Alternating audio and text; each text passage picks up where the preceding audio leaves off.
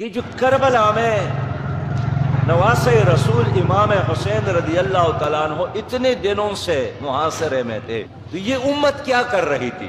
چاروں طرف تو مسلمانوں کا ایک سمندر تو موجود تھا، یہ لوگ کیا کر رہے تھے؟ اور کیا جو لوگ امام حسین کو شہید کرنے کے لیے آئے تھے وہ جانتے تھے یا نہیں جانتے تھے؟ ان کے پاس ایک ایک کا خط موجود تھا اور بتایا کہ یہ تمہارا خط ہے، یہ تمہارا خط ہے، یہ تمہارا خط ہے۔ وہ خاموش ہو گئے، شہید کیے گئے۔ امت کیا کر رہی تھی؟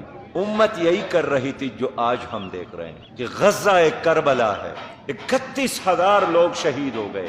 کل بھوکے بچے، مائیں، بہنیں، بیٹیاں ایک کیمپ پر جمع تھے، اس کے لیے کوئی NGO کھانا تیار کر رہے تھے، اسرائیلی ہیلی کاپٹر نے ان پر بھی بمباری کی اور 120 سے زیادہ وہ بچے جو کھانے کے لیے ترس رہے تھے کئی دنوں سے، وہ شہید کیے گئے۔ دنیا دیکھ رہی ہے، اور دنیا تو چھوڑو، 2.25 ارب مسلمان دیکھ رہے ہیں، 58 اسلامی ممالک دیکھ رہے ہیں۔ کچھ عرصہ بعد آنے والا مسلمان ہمارے بارے میں کیا سوچے گا؟